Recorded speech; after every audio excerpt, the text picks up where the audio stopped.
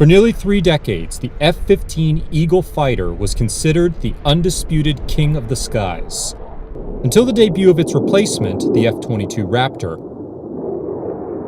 The F-15 was the U.S. Air Force's frontline air superiority fighter.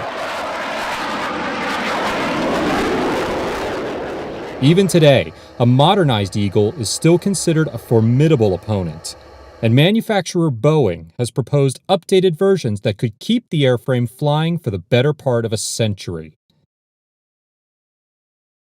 The F-15 traces its roots to the air war in Vietnam and the inauspicious showing of American Air Force and Navy fighters versus their North Vietnamese counterparts. Large, powerful American fighters, designed to tackle both air-to-air and air-to-ground missions, were performing poorly against their smaller, less powerful, but more maneuverable North Vietnamese counterparts. The 13-to-1 kill ratio American flyers enjoyed in the Korean War dropped to an abysmal 1.5-to-1 kill ratio in Vietnam.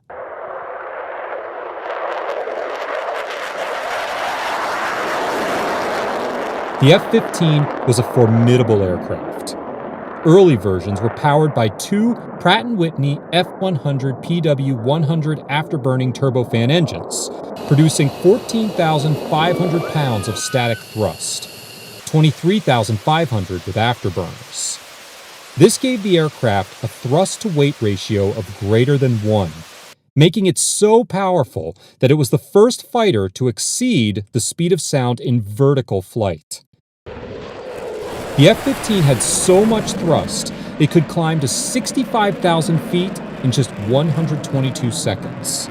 In horizontal flight, the F-15 could reach speeds of Mach 2.5 and cruise at speeds of Mach 0.9. The Eagle's AN APG-63 nose-mounted radar was the most advanced of its day, a solid-state radar with look-down, shoot-down capability and a range of up to 200 miles. This allowed the F-15 to pick out low-flying enemies on radar against the clutter generated by the ground. The radar was also the first to incorporate a programmable system processor, which allowed moderate upgrades to be done via software and not intrusive hardware updates. The Eagle was originally armed with 4 radar-guided AIM-7 Sparrow missiles for long-range engagements, and 4 AIM-9 Sidewinder infrared-guided missiles for short-range engagements. The F-15 was also designed with long range in mind. Carrying 3 600-pound fuel tanks, the F-15 had a range of 3,000 miles, making it possible to fly from the continental United States to Europe without stopping or mid-air refueling. This would make it possible to quickly reinforce NATO air defenses in case of a crisis in Europe, and later would permit the Air Force to quickly dispatch F-15s to Saudi Arabia during Operation Desert Storm. In the late 1980s, the F-15E was developed to supplement and eventually replace the F-111 fighter bomber as a penetrating, high-speed tactical strike aircraft designed to strike deep behind enemy lines in a NATO Warsaw Pact war in Europe. The E model added conformal fuel tanks to increase range with a heavy bomb payload, the APG-63 radar, and a Lantern forward-looking infrared and laser targeting pod. With the retirement of the F-111, the F-15E Strike Eagle is now the USAF's main tactical fighter bomber.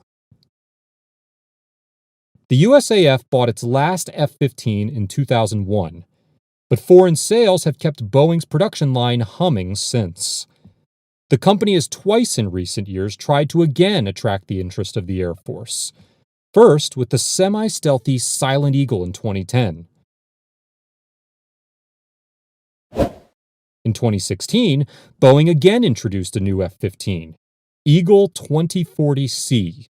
Eagle 2040C is designed to carry up to 16 AIM-120D AMRAAM radar-guided missiles, more than 4 times the original number. The Talon Hate data link would allow the upgraded design to network with the F-22 Raptor. One concept of operation would have the stealthy, but relatively short on firepower, F-22 flying among enemy aircraft, passing on targeting information to an Eagle 2040C acting as a flying missile battery. In a world still dominated by fourth-generation fighters, the F-15 is an aging, but still formidable fighter.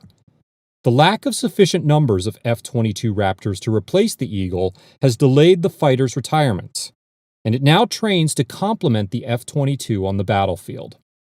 The lack of a current, viable replacement means it will be at least until the early 2030s before the remaining C and E models are retired. The F-15 airframe in all its flavors will almost certainly spend an impressive half-century in active service, a first for a frontline U.S. Air Force fighter.